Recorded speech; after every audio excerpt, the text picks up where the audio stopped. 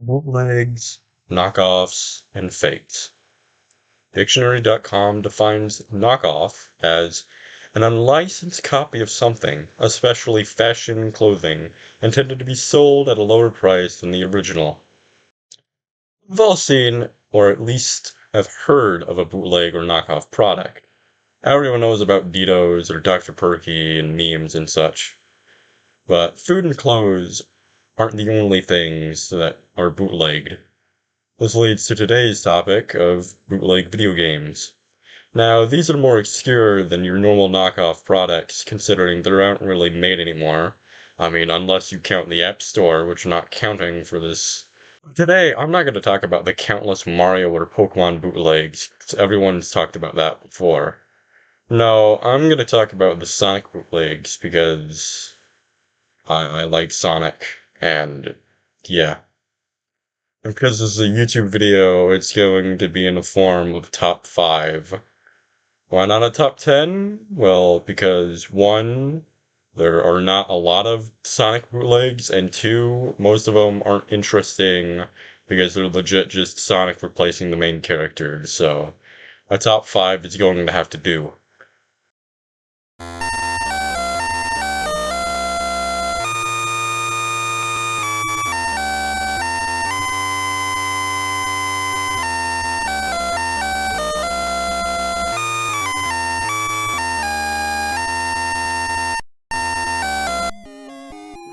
So something about these bootlegs, they like to change names and nothing else.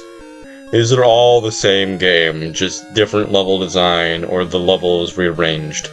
Hell, this isn't even counting the Pokemon Pikachu bootleg that just resprites everything to make it look like Pokemon. This is actually a hack of an existing hack for the Game Boy Color called Sonic Adventure 7. What happened to 3 through 6? Do you even realize what this means? Ladies and gentlemen, we are playing what could be the world's very first double hack.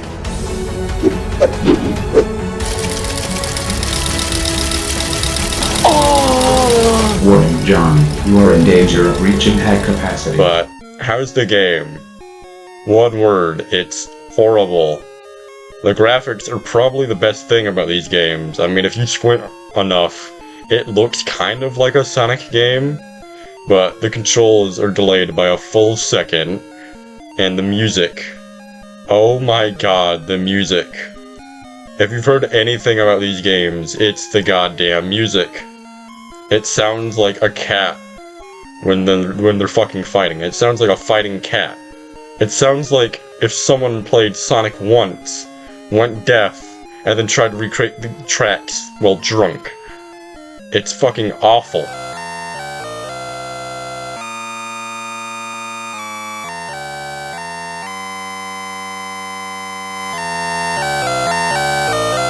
Sonic 3D Blast 5. A game so loud, I had to turn it down to minus 26 decibels. Spindash is in the game, I guess. It does fucking nothing, considering the controller's shit, and, well, it does nothing. You get hurt no matter what. Oh yeah, looks like you can do a spin dash, check me out! Excuse me? Did that just do what I think it did? Okay, we gotta make sure. Yup, spin dashing kills you. Spin dashing kills you. Let's just let that sink in for a second. The move by which Sonic is most famous for kills you if you use it. In some of the games, though, there's impossible levels unless you do some tech that involves the spin dash.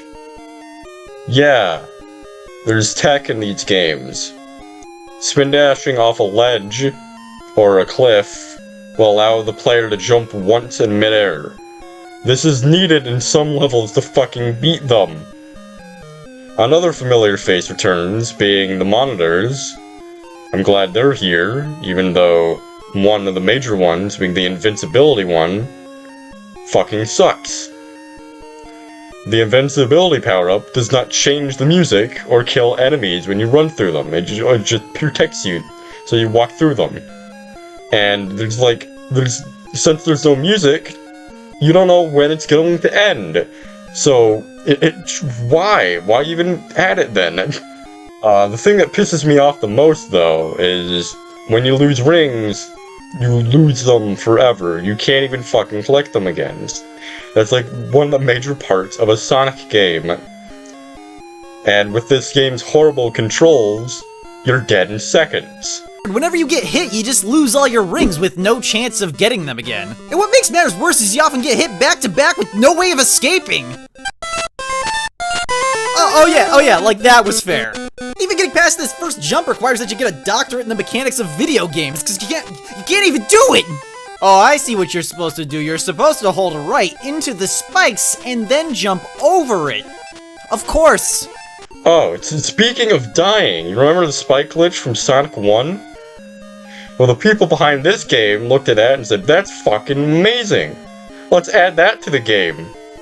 Even intentional or not, it's still in the game. Cherry on top, the game's only 5 levels, and it has nothing. It has 0 bosses. This game sucks, and is only here because I have, like, no games to work with, so here you go. Next!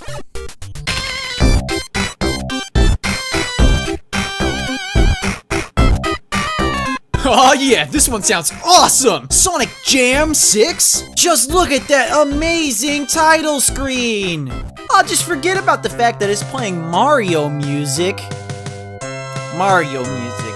This is gonna be Mario, dang it! Now, before you start typing in the comments about how I said I wasn't going to do games, it just replaces the main character with Sonic. I have my hands tied, dude. I don't have much to work with. To be honest, this is just the SNES version of Mario 1 on the Genesis. But instead of Mario, it's Sonic. Although there is a bootleg that just is the SNES version of Mario 1 on the Sega Genesis. So you can have both. Now I have this game, and I can tell you, just because it's a remake of an actually good game, it doesn't make this good. You see, the Sega Genesis is not a NES, nor is the SNES. The Genesis has Blast processing! One of the biggest things to master with this game is to stop thinking that it plays like Super Mario Brothers. It doesn't. Because of the blast processing! a lot of things that are faster now. Sonic is a lot faster now. I mean, he's a lot faster than Mario, of course. But this makes platforming a chore. But the thing is, you also need to run in Mario 1. So, okay, C is jump, B is run on a Sega Genesis controller. Of course, you also gotta get the Fire Flower, so you think, oh, it's just basically Mario 1, it'd just be the same as the run button. But you'd be fucking wrong. It's A. Just saying that sounds wrong. Just because there's 3 buttons on the fucking controller doesn't mean you have to use all of them. Here's one of the grossest and most disgusting changes to the Super Mario gameplay. It makes you use all 3 buttons on the Genesis controller.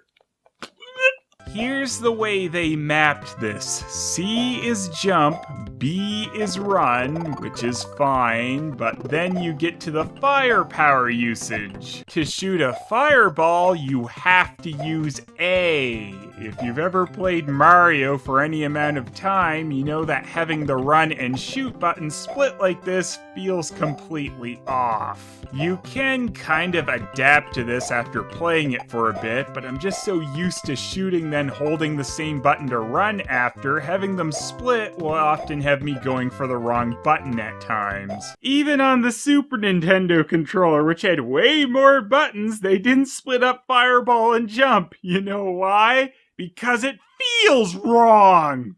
To quote the angry video game nerd, what were they thinking? It's just, I mean, of course, it's just Mario 1 with shittier controls, shittier physics on the Sega Genesis.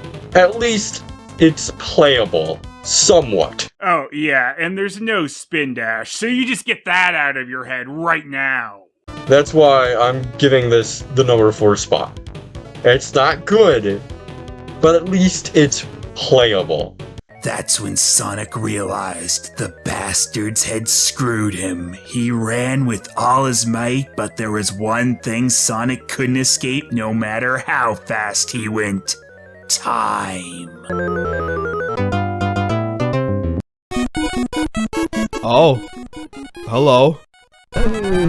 Hey, Jesus H. Christ, please do not do that again. Oh, wait, what? You don't gotta leave so soon. I'm so confused. Jurassic Boy 2 is clearly inspired by Sonic, like they aren't even hiding it. The main character even starts in a ring with ribbons and wings, but I'd say they at least did it pretty well. The game is a fast-paced platformer like it should be, and has a reasonable amount of enemies and more open level layout throughout the game. There's only 4 worlds with 7 levels only, the first world clearly being based off Emerald Hill Zone from Sonic 2. There's a Game Boy version that has bosses and kind of changes the level layouts, although it suffers through what Sonic 1 GBA did to the smaller screen size. Yeah, it's kind of buggy, yeah, the controllers are kind of slippery, but I say it's a decent clone. Plus, the music is pretty catchy. Nothing much else to say, it does what it went out to do, to be a Sonic clone. That's why it gets number 3. But number 3 and number 2 can be interchanged. And no, we can't talk about Jurassic Boy 1. The FBI would not like that.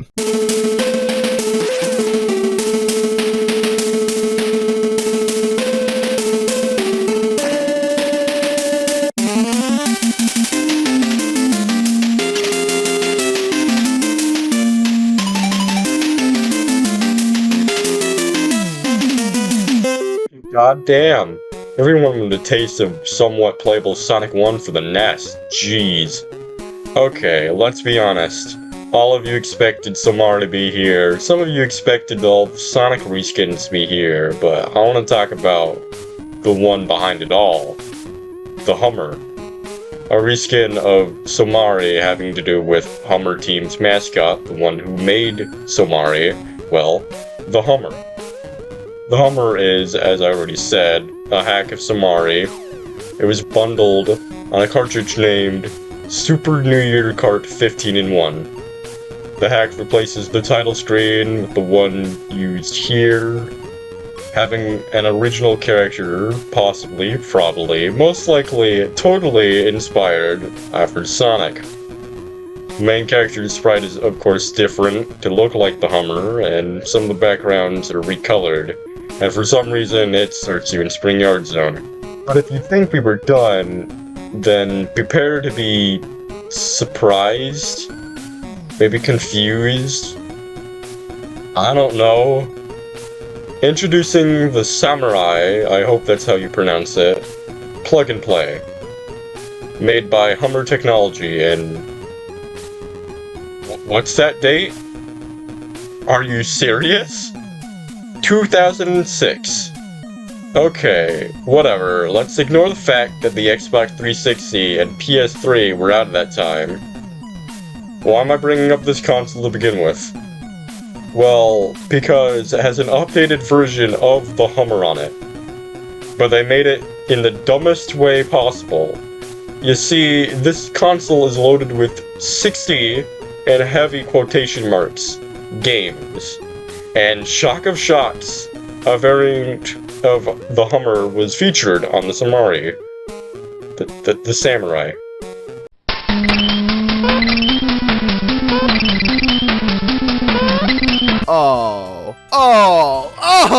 Okay! So the reason they flat out said, hey, this character is pretty much Tails, is because this character and this game is literally just Sonic. Like, it's not even Sonic inspired. No, it's just Sonic 1. His walking and running animation, his jump, the enemies, collecting rings, running fast. Even the music sounds like the Sonic soundtrack throwing up. So I guess technically this game is alright, since it's just a bootleggy Sonic 1 reskin. Oh come on, that's just straight up ripped from Sonic 1! And that screen also, oh goodness. Why? This version features background graphics that are completely different compared to the one on the New Year cart. Unlike the New Year cart, the version on the Somari is not a single game. No, that wouldn't get them to that sweet 60 game mark, now would it? No, select levels were isolated into separate games on the Samurai. These levels lack their title screens and just throw you into the game. Here's all the games that include the Hummer, Speed Hummer, Hummer Star, Hummer Hero, Hummer Tunnel, Hummer Snow, Hummer Hill, Hummer Yard, Hummer If I have to see one more Sonic bootleg, I'm going to spin dash through somebody's chest IRL! And they all just throw you into one of the select stages in the Hummer. And once you're done with that stage, you quote-unquote beat the game. You don't really go to the next level, it's just over. But at the end of the day, it's still basically Sonic 1, but shit. So that's why it's number 2. But really, like I said, number 3 and number 2 can be interchanged. Interesting scrap zone idea. Let me tell you, when I first saw this, I got so excited that my pants were a wood zone.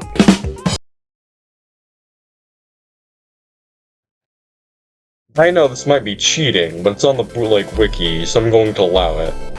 I feel like if you're a Sonic fan, you're going to know about this prototype. Multiple theories exist regarding its origin. According to Yuji Naka, the prototype was stolen at a New York toy fair in 1992. This is usually the theory used when talking about it. Although another theory exists that claims the build may have originated from a British gaming magazine's preview code cartridge.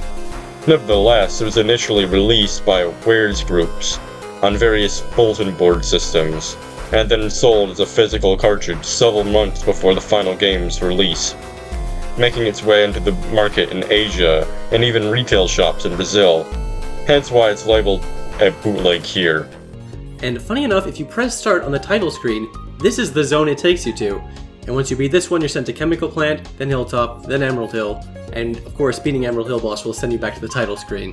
And apparently this prototype copy was duplicated and sold illegally in Asian markets. So there's probably some poor Chinese kid out there who grew up thinking Sonic 2 only has 4 levels and 1 boss, and the final level was the easiest for some reason. But what about the game? Well, only 4 zones can be played normally, but via level select, a further 9 can be quote-unquote played. Emerald Hill, Chemical Plant, Aquatic Ruin, and Hilltop are playable without the level select, while the others are hidden for a good reason. Some are empty, some are incomplete, some have broken physics, and some were never even seen in the final version. But what's here is the closest to a Sonic game on the list, giving it the number 1 spot. Here we are. It's this one. Genocide City. Genocide fucking City Zone.